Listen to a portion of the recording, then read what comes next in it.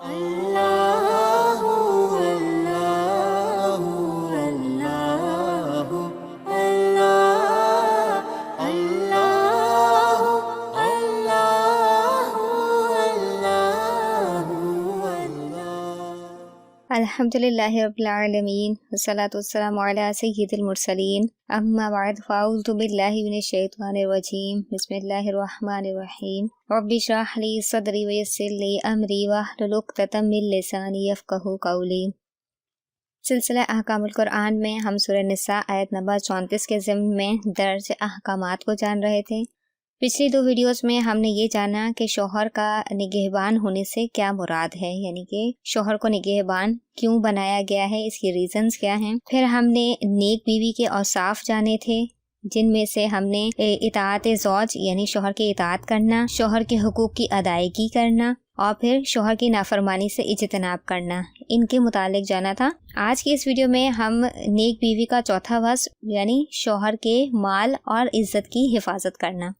انشاءاللہ تعالیٰ یہ جانیں گے، اور اس کے ساتھ ہی ہم جانیں گے کہ نافرمان بیوی کی اصلاح کس طرح کرنی چاہیے۔ شوہر کے مال اور عزت کی حفاظت کرنا، اس سے متعلق حدیث مبارکہ ہے کہ حضرت عمر بن احوص رضی اللہ تعالیٰ عنہ سے روایت ہے، حضور صلی اللہ علیہ وسلم نے ارشاد فرمایا، میں تمہیں عورتوں کے حق میں بھلائی کی وصیت کرتا ہوں، وہ تمہارے پاس مقید ہیں، تم ان کی کسی چیز کے مالک نہیں ہو، البتہ یہ کہ وہ کھلم کھلا بے حیائی کی مرتکب ہوں، اگر وہ ایسا کریں تو انہیں بستروں میں علیحدہ چھوڑ دو، اگر نہ مانیں تو ہلکی مار مارو، پس اگر وہ تمہاری بات مان لیں تو ان کے خلاف کوئی راستہ تلاش نہ کرو، تمہارے عورتوں پر اور عورتوں کے تمہارے ذمے کچھ حقوق ہیں، تمہارا حق یہ ہے کہ وہ تمہارے بستروں کو تمہارے ناپسندیدہ لوگوں سے پامال نہ کرائیں اور ایسے لوگوں کو تمہارے گھروں میں نہ آنے دیں جنہیں تم ناپسند کرتے ہو،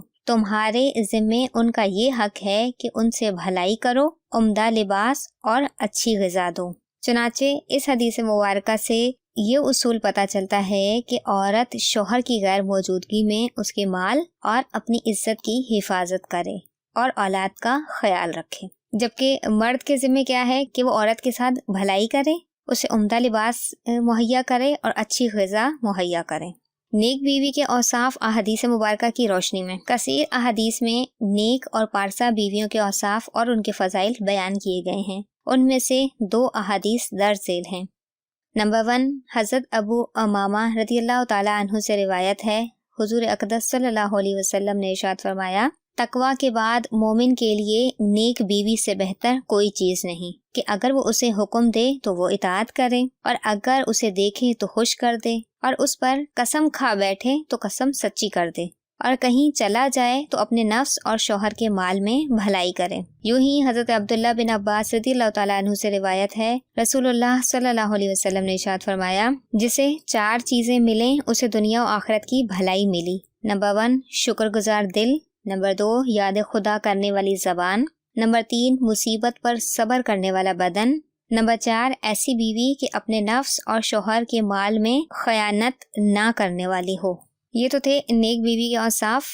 جو کہ احادیث مبارکہ میں بیان کیے گئے ہیں۔ اب بات کرتے ہیں نافرمان بیوی کی اصلاح کیسے کی جائے۔ تو آیت مبارکہ کا جو یہ حصہ ہے کہ اور جن عورتوں کی نافرمانی کا تمہیں اندیشہ ہو، اس آیت میں نافرمان عورت کی اصلاح کا طریقہ بڑے احسن پیرائے میں بیان کیا گیا ہے۔ سب سے پہلے نافرمان بیوی کو اپنی اطاعت کے فوائد اور نافرمانی کے نقصانات سمجھانے چاہیے، نیز قرآن و حدیث میں اس تعلق سے منقول فضائل اور وعیدیں بتانی چاہیے۔ اگر اس کے بعد بھی نہ مانے تو ان سے اپنے بستر الگ کر لینا چاہیے، پھر بھی نہ مانے تو مناسب انداز میں انہیں مار سکتے ہیں۔ اس مار سے مراد ہے کہ ہاتھ یا مسواک جیسی چیز سے چہرے اور نازک اعضاء کے علاوہ دیگر بدن پر 1-2 ضربیں لگا دے۔ وہ مار مراد نہیں جو ہمارے ہاں جاہلوں میں رائج ہے کہ چہرے اور سارے بدن پر مارتے ہیں، مکوں، گھونسوں اور لاتوں سے پیٹتے ہیں، ڈنڈا یا جو کچھ ہاتھ میں آئے اس سے مارتے اور لہو لہان کر دیتے ہیں۔ یہ سب حرام و ناجائز، گناہ کبیرہ اور پرلے درجے کی جہالت اور کمینگی ہے۔ اسلامی نظام معاشرت میں گھر کی مثال ایک چھوٹی سی ریاست کی ہے جس کی سربراہی قدرت اور فطرت نے شوہر کو سونپی ہے۔ بیوی اس ریاست میں شوہر کی معاون اور اس کے مال و آبرو کی محافظ ہے۔ اگر کسی موقع پر بیوی کے رویے میں ایسا بگاڑ آ جائے کہ اس ریاست خاندانی کے ٹوٹ پھوٹ کا اندیشہ پیدا ہو جائے تو ازدواجی زندگی بچانے کی خاطر قرآن کریم نے شوہر کے لیے چند اقدامات اور تدابیر تجویز کی ہیں، جو کہ آیت مبارکہ کی روشنی میں ہم ذکر کر چکے ہیں۔ گویا اس آیت مبارکہ میں بیوی کی سرکشی عملاً واقع ہونے یا اس کے اندیشے کے پیش نظر شوہر سے کہا گیا ہے کہ اولاً بیوی کو سمجھائے، اگر سمجھانے بجھانے سے اس کی سرکشی ختم نہ ہو تو دوسری تدابیر اختیار کرتے ہوئے اس کا بستر الگ کر دے اور اس سے عمل مباشرت روک دے۔ اگر ان دونوں اقدامات سے بھی سرکشی کا سدباب نہ ہو، یعنی ان دونوں اقدامات کے بعد بھی بیوی کی سرکشی ختم نہ ہو، تو تادیباً اس سے علیحدگی اختیار کر لی جائے تاکہ اسے اپنی غلطی کا احساس ہو۔ یہ اس کی آخری اور حتمی سزا ہے۔ اس آیت مبارکہ میں لفظ وَاضْرِبُوهُنَّ یعنی انہیں مارو، اس سے مراد بیوی کو سزا کے طور پر الگ کرنا ہے۔ اگر یہ تمام تدابیر اختیار کرنے کے بعد بھی مسئلہ حل نہ ہو پائے تو اگلی آیت مبارکہ میں فرمایا گیا ہے، یعنی سورہ النساء آیت نمبر 35 میں، اور اگر تمہیں ان دونوں کے درمیان مخالفت کا اندیشہ ہو تو تم ایک منصف مرد کے خاندان سے اور ایک منصف عورت کے خاندان سے مقرر کر لو۔ اگر دونوں منصف صلح کرانے کا ارادہ رکھیں تو اللہ ان دونوں کے درمیان موافقت پیدا فرما دے گا، بے شک اللہ خوب جاننے والا خبردار ہے۔ یعنی شوہر کی تمام تدابیر فائدہ مند ثابت نہ ہونے پر میاں بیوی کی ازدواجی زندگی بچانے کے لیے دونوں خاندانوں کے لوگ ان کے درمیان الجھاؤ ختم کرنے کی کوشش کریں۔ اگر یہ کوشش بھی بیکار رہے اور میاں بیوی کی نفرت خود کو یا دوسرے کو ہلاک کرنے تک پہنچ جائے، یعنی شوہر کی تمام تدابیر فائدہ مند ثابت نہ ہونے پر میاں بیوی کی ازدواجی زندگی بچانے کے لیے دونوں خاندانوں کے لوگ ان کے درمیان الجھاؤ ختم کرنے کی کوشش کریں۔ اگر یہ کوشش بھی بیکار رہے اور میاں بیوی کی نفرت خود کو یا دوسرے کو ہلاک کرنے تک پہنچ جائے تو مار پیٹ کرنے اور تشدد کا راستہ اپنانے کے بجائے آخری قدم کے طور پر شوہر بیوی کو ایک طلاق رجعی دے۔ اگر دوران عدت معاملات درست ہو جائیں تو ٹھیک، ورنہ 3 طلاقیں دینے کے بعد عدت مکمل ہونے پر ان کا نکاح ختم ہو جائے گا اور بیوی کسی دوسرے مرد سے نکاح کرنے میں آزاد ہوگی۔ خاندان چلانے اور بچانے کا یہی مہذب اور درست طریقہ ہے۔ مار پیٹ، تشدد اور گالم گلوچ کی نہ فطرت اجازت دیتی ہے اور نہ اسلام اس کا حکم دیتا ہے۔ حضرت عبداللہ بن زمعہ رضی اللہ تعالیٰ عنہ سے روایت ہے کہ نبی کریم صلی اللہ علیہ وسلم نے فرمایا ہے، تم میں سے کوئی شخص اپنی بیوی کو نہ پیٹے کہ پھر دن ختم ہو تو اس سے مباشرت کرنے بیٹھ جاؤ۔ اور حضرت جابر بن عبداللہ رضی اللہ تعالیٰ عنہما ایک طویل حدیث مبارکہ روایت کرتے ہیں کہ جس میں رسول اللہ صلی اللہ علیہ وسلم کا خطبہ حجۃ الوداع بیان کیا گیا ہے۔ اس موقع پر رسول اللہ صلی اللہ علیہ وسلم نے فرمایا، تم لوگ عورتوں کے بارے میں اللہ تعالیٰ سے ڈرو، کیونکہ تم لوگوں نے ان کو اللہ تعالیٰ کی امان میں لیا ہے۔ تم نے اللہ تعالیٰ کے کلمے یعنی نکاح سے ان کی شرمگاہوں کو اپنے اوپر حلال کر لیا ہے۔ تمہارا ان پر حق یہ ہے کہ وہ تمہارے بستر پر کسی ایسے شخص کو نہ آنے دیں جس کا آنا تمہیں ناگوار ہو۔ اگر وہ ایسا کریں تو تم ان کو اس پر ایسی سزا دو جس سے چوٹ نہ لگے، اور ان کا تم پر یہ حق ہے کہ تم اپنی حیثیت کے مطابق ان کو خوراک اور لباس فراہم کرو۔ درج والا آیات اور روایات سے واضح ہوتا ہے کہ بیویوں پر تشدد کا نہ حکم ہے اور نہ یہ عمل پسندیدہ ہے۔ بیوی کی سرکشی کی صورت میں مار کے علاوہ دیگر تدابیر اختیار کرنا ہی مشروع اور مندوب ہے، یعنی احسن عمل ہے۔ فقہائے کرام رحمہم اللہ نے 4 مواقع پر عورتوں کو تادیباً مارنا جائز قرار دیا ہے۔ نمبر 1، جب خاوند چاہے کہ بیوی بناؤ سنگھار کرے اور بیوی اسے ترک کر دے۔ دوسرا، جب بیوی طہر کی حالت میں ہو اور خاوند اسے ملاقات کے لیے بلائے تو بیوی انکار کر دے۔ نمبر 3، نماز نہ پڑھے۔ نمبر 4، خاوند کی اجازت کے بغیر گھر سے نکلے۔ ان تمام آیات مبارکہ، احادیث مبارکہ اور شوہر سے متعلق حقوق وغیرہ کو جاننے کے بعد ان تمام گفتگو کا حاصل کلام یہ ہے کہ تخلیق کائنات کے بعد سب سے پہلے وجود میں آنے والا رشتہ شوہر اور بیوی کا ہے۔ عورت کو اللہ نے حسن و نزاکت، شرم و حیا، ایثار و قربانی، صبر و شکر، خدمت و اطاعت کی دولت سے مالا مال کیا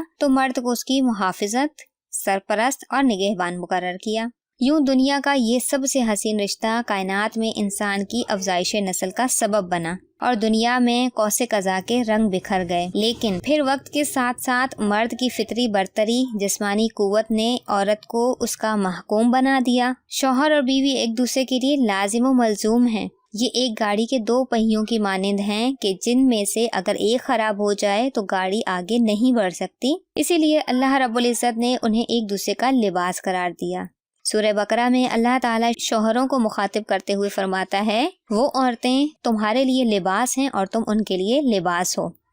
یعنی لباس جسم کی پردہ پوشی کرتا ہے، لہٰذا اسی طرح کی پردہ پوشی شوہر اور بیوی میں ہونی چاہیے۔ دونوں ایک دوسرے کے رازدار، پردہ دار اور امین ہوں۔ جس طرح لباس جسم کو تحفظ فراہم کرتا ہے، ماحولیاتی اثرات سے محفوظ رکھتا ہے، اسی طرح شوہر اور بیوی بھی ایک دوسرے کی پردہ پوشی کر کے، تحفظ فراہم کر کے معاشرے کے گرم و سرد سے محفوظ رکھتے ہیں۔ لباس انسانی شان و شوکت، عزت و وقار میں اضافہ کرتا ہے، تو میاں بیوی بھی ایک دوسرے کے لیے عزت و وقار اور شان و شوکت کا سبب ہوتے ہیں۔ لباس انسانی شخصیت کا آئینہ ہے، تو شوہر اور بیوی بھی ایک دوسرے کا آئینہ ہوتے ہیں، لیکن یہ سب اسی وقت ممکن ہے کہ جب میاں بیوی اسلامی تعلیمات کی روشنی میں اپنے حقوق اور فرائض کے بارے میں نہ صرف مکمل آگاہی رکھتے ہوں بلکہ ان پر عمل پیرا بھی ہوں۔ اسی طرح ایک دوسرے پر فضیلت کی تشریح کرتے ہوئے بیان کیا گیا کہ یہاں فضیلت بمعنی شرف اور کرامت یا عزت نہیں ہے،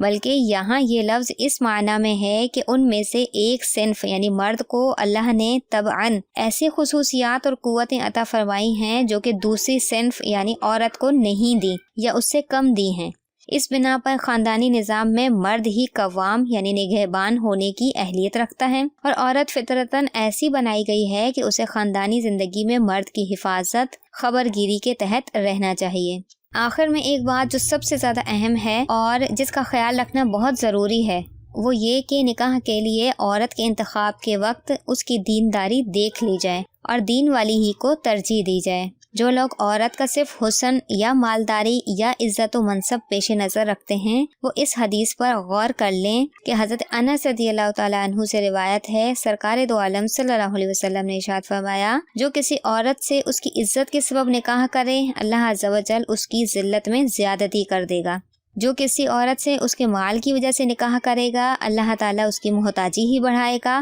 اور جو اس کے حسب یعنی خاندانی مرتبے کے سبب نکاح کرے گا تو اللہ عز و جل اس کے کمینے پن میں زیادتی کرے گا۔ الامان والحفیظ۔ الحمدللہ ہمارا حقوق زوجین سے متعلق ٹاپک کمپلیٹ ہوا۔ اللہ تعالیٰ سے دعا ہے کہ وہ شوہر اور بیوی کو ان کے حقوق احسن طریقے سے انجام دینے کی توفیق عطا فرمائے، بلکہ ہر دنیاوی رشتے سے متعلق ان کے حقوق ادا کرنے کی توفیق عطا فرمائے۔ آمین بجاہ النبی الامین۔